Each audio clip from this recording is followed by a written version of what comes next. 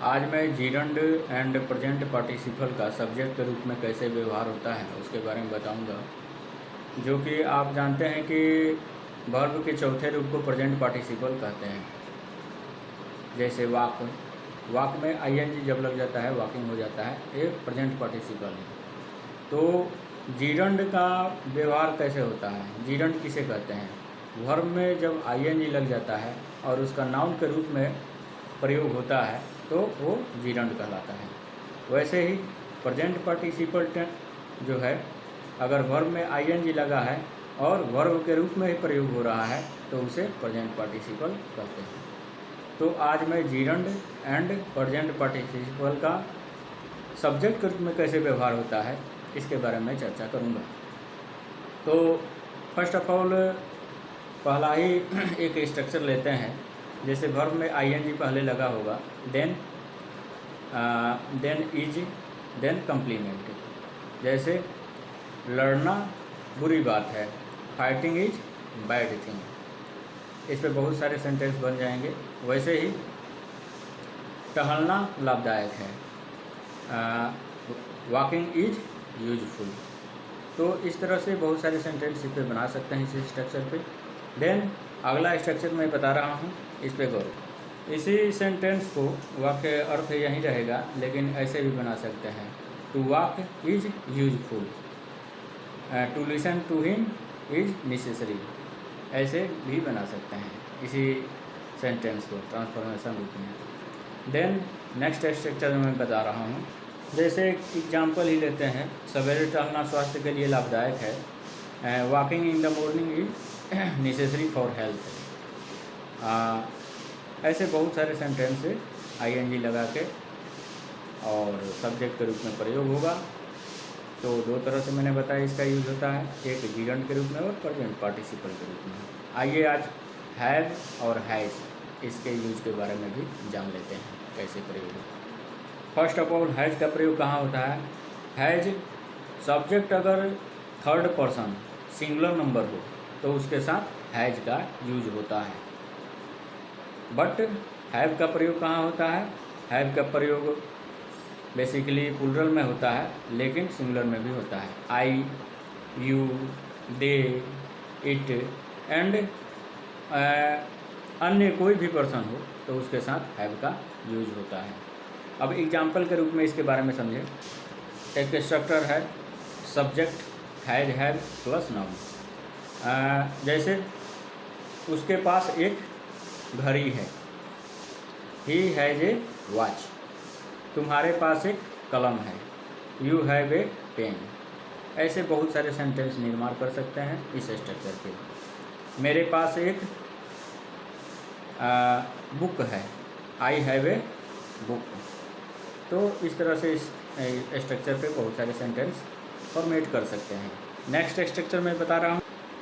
ए structure है subject, then has had, then a, then to, then object.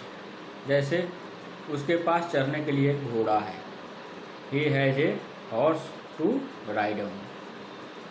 तुम्हारे पास पहनने के लिए एक जोड़ा जूता है, you have pair of shoes to put on. तो इस स्ट्रक्चर पे भी बहुत सारे सेंटेंस फॉर्मेट हो जाएंगे। नेक्स्ट स्ट्रक्चर जो मैं बता रहा हूँ, ये स्ट्रक्चर है subject has have, then no plus noun. जैसे फॉर एग्जांपल उसे आराम कहाँ, उसे आराम कहाँ, यानी कि उसे आराम ही नहीं है, उसे आराम कहाँ। He has no rest. तुम्हें घर कहाँ, यू हैव नो हाउस। इस स्ट्रक्चर पर भी बहुत सारे सेंटेंस फॉर्मेट करेंगे और यूज में लाएंगे। नेक्स्ट स्ट्रक्चर मैं बता रहा हूँ, इसको सुने। ये सेंटेंस बनाने के लिए जो स्ट्रक्चर बनेगा, जैसे फर्स्ट ऑफ ऑल सब्जेक्ट रहेगा, then has had, then not, then noun, then object, फिर वर्ब। जैसे उसके पास चढ़ने के लिए गाड़ी नहीं है, उसके पास चढ़ने के लिए गाड़ी नहीं है। He has not a car to get on.